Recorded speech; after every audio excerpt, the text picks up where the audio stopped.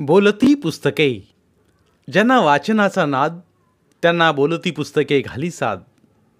आमचं channel subscribe करा आणि सबस्क्राईब करायला इतरांनाही सांगा.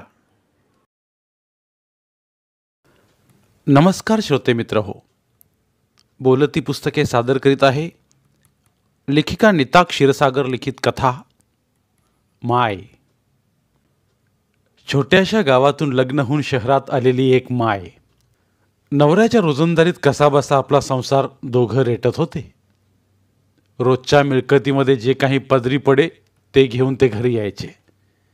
कुणाची लाडी लबाडी न करता आपल्या कष्टाच्या पैशातून मुलाबाळांचा सांभाळ करत. खऱ्यानं काम केलेलं कधीही उभं राहतं, त्याला कधीही मरण नसतं एवढंच त्यांना माहीत होतं. या मताशी एकमत होऊन कुणाची कर्जबाजारी न करता मुलांचं शिक्षण इमाने इतबारे करत त्यांच्या जीवनाची धडपड चालू होती. पोटाला 3 मुली आणि 1 मुलगा. 3 मुली म्हणजे थोडं ओझं आणि काळजीच होती. पण त्या मायेने 3 मुलींचं ओझं कधीच वाटून घेतलं नाही. प्रत्येक मुलीची होईल त्या परीनं हौस पुरवली. चांगलं शिक्षण दिलं. परिस्थितीला घाबरून कसं व्हायचं मुलींचं हा विचार कधी मनात सुद्धा आणला नाही. उलट म्हणायची, आपल्या वाटणीचं खातील आणि आपल्या घरी जातील. मुलगी ही परक्याचं धन आहे. ज्याचा त्याचा तो शेर आहे, तो त्याला दिलाच पाहिजे. आज ना उद्या या चिमण्या आपल्या घरी उडून जाणार. माझ्या बी अंगणात राळ्या तांदळाचे वाळवण, चिमण्या बाईचं केळवण. माझ्या अंगणात राळ्याच्या तांदळाप्रमाणे या मोठ्या झाल्या. त्यामुळं माझ्या हातून होईल तेवढं मी माझ्या पोरींसाठी करणार. इतक्या साध्या सरळ विचाराची ती माय होती.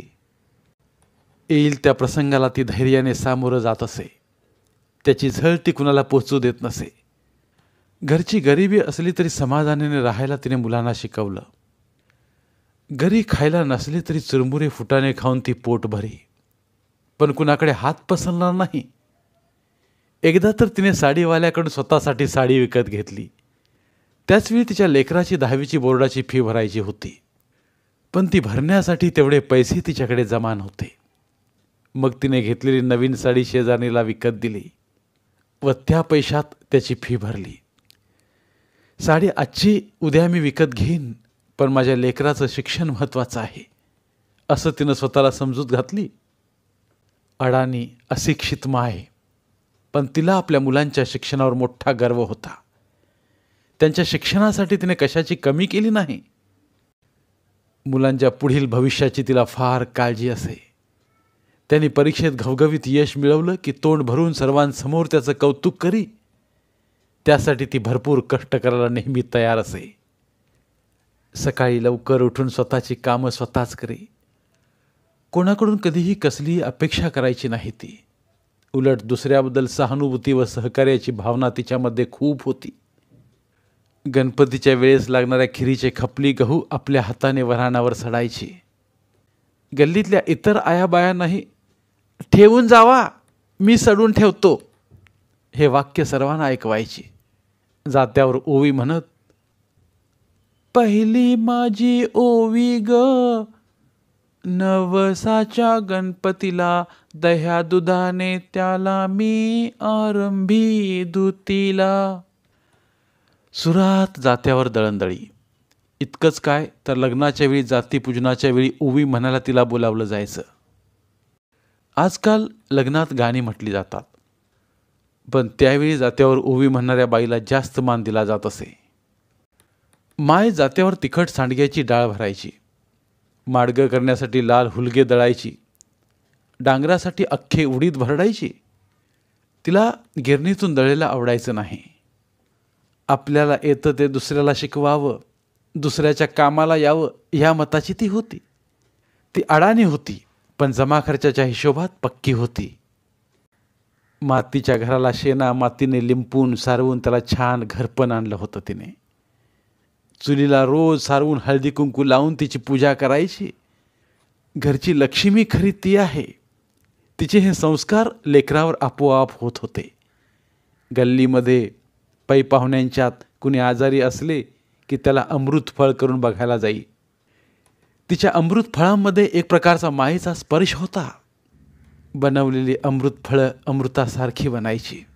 इतकंच काय तर घरी आलेला पाहुणा कधी उपाशी जात नसे. त्याच हसत मुखाने स्वागत करी. त्याला खाऊ पिऊ घालून मगच पाठवत असे. त्या व्यक्तीनं आपल्या घरी खाल्लं की तिला मोठं समाधान मिळत असे. साध्या साध्या गोष्टीसाठी तिच्या डोळ्यात पाणी यायचं. त्यामुळे तिचे गुण त्या लेकरांना कधी दिसलेच नाहीत. अत्यंत कष्टातून शिक्षण घेऊन तिने लेकरांना संस्काराचे धडे दिले होते. जिद्दीने शिकवले होते. स्वतःचा साधेपणा शेवटपर्यंत तिने सोडला नाही. डोक्यावरून पदर तिचा कधी खाली पडलाच नाही. डोक्यावर पदर घेतलेली बाई भारदस्त दिसते असं तिला वाटे. तिच्या आवडत्या पंतप्रधान इंदिरा गांधींचा डोक्यावर पदर घेतलेला फोटो तिने घरात लावलेला होता. खानदानी शालीन गृहिणीने कसं राहावं याबाबत तिच्या कल्पना वेगळ्या होत्या. वर्षातून एकदा कधीतरी नवीन साडी घ्यायची, पण ती मिळाली की नंदेला शेजारणीला घडी मोडायला द्यायची. तिचं मन फार फार मोठं होतं. तुम्ही नेसला की मला परत नवीन मिळणार असंही वरून म्हणायची. मनाची श्रीमंती तिच्याकडे खूप होती. मायेनं अत्यंत काटकसर व बचत करत मुलांना मोठं केलं होतं. उधळपट्टी करणंही तिच्या मनाला पटत नव्हतं. काटकसरीने केलेल्या संसारावर तिचं खूप खूप प्रेम होतं. तिने आपल्या मुलावरही तसेच संस्कार केले होते. साठलेल्या पैशातून मोठ्या पुरीचं कसं बसं लग्न लावून दिलं होतं आणि तिच्या आजारपणाला सुरुवात झाली होती. कसलं सुख तर तिला माहीतच नव्हतं. पण थोडंफार जे काही चांगले दिवस यायला लागलं तोपर्यंत काळाचा महिमा आड आला होता. म्हणतात ना, सुखाचे दिवस आले की शरीर साथ देत नाही, तशी तिची अवस्था झाली होती. तिच्या तब्येतीच्या तक्रारी सुरू झाल्या. मासिक पाळीचा त्रास तिला सोसवेना. घरची गरिबी, पैशाची चणचण म्हणून होईल तेवढं ती सहन करत गेली. पण शेवटी सहनशक्तीचा पण एक अंत असतो. आणि मग या विचारातच तिला पहिला अटॅक आला. कसं तरी मरता मरता ती वाचली. तिच्या लेकरांनी व नवऱ्यानं तिला धीर देत कसं बसं उभा केलं. तिच्यासारखीच तिची लेकरंही कष्टाळू होती. घरच्या परिस्थितीची त्यांना जाणीव होती. आपलं शिक्षण पूर्ण करत मायेची सेवा करत लेकरानं स्वतःचं लग्न केलं. मायचं आजार पण काही बरं होण्याच्या मार्गावर नव्हतं. पण त्यातूनच तिला देवदर्शन घडवून आणण्याचं त्यांनी ठरवलं. पैशाची तयारी व मनाची तयारी करून मायला काशी दर्शनला पाठवलं. पण नियतीला हे मान्य नव्हतं की ती माय लेकरांना सोडून तीर्थक्षेत्राला गेली. तिला त्या ठिकाणीच परत दुसरा अटॅक आला. दैव बलवत्तर म्हणून ती दुसऱ्यांदा त्यातून वाचली. आता मात्र ती पूर्ण खचून गेली होती. महिना 1000-2000 औषधाचा मारा तिच्या शरीरावर होत होता. लेकरांनी कशाची उणीव तिला भासू दिली नव्हती. एकदा फुललेलं फूल पुन्हा फुलत नाही अशी मायेची अवस्था होत गेली. प्रयत्न भरपूर चालले होते, पण शरीर मायेला साथ देत नव्हतं. ती अंथरुणाला पडून कंटाळली होती. तिच्या शरीराची नाना तऱ्हे अवस्था होत होती. दिवस रात्र ती बडबड करीत होती. नजर चुकून घसटत घसटत ती कधी कधी जिना उतरायला लागायची. म्हणून खिडकीच्या सगळ्यांना तिला बांधून घालावं लागे. आपण काय करतो हे तिला कळत नव्हतं. तिची वाट पूर्ण देवाकडे चालली होती. यमराज रोज तिला न्यायच्या तयारीने यायचा. पण मायचा जीव तिचा पती व पिल्लांमध्ये अडकलेला होता. तो तिला सोडवत नव्हता. तिच्या शरीराचे हाल लेकरांना पाहवत नव्हते. तिची राहणी साधी पण विचार उच्च होते. गरिबी होती पण तिचे हात कधीच खाली नव्हते. दुसऱ्यांना खायला घालून त्याचा आत्मा शांत करावा, आपल्या जवळचं थोडं तरी त्याला द्यावं, सडळ हातानं मदत करण्याच्या या गुणांनी लोक तिला चांगले ओळखत असेत. ओढ ज्याची त्याची असते, ज्याला त्याला ती कळत असते. मात्र त्याच्याशी एकरूप झालेल्या जीवाला ती अधिक कळते. माय आता थकून गेली होती.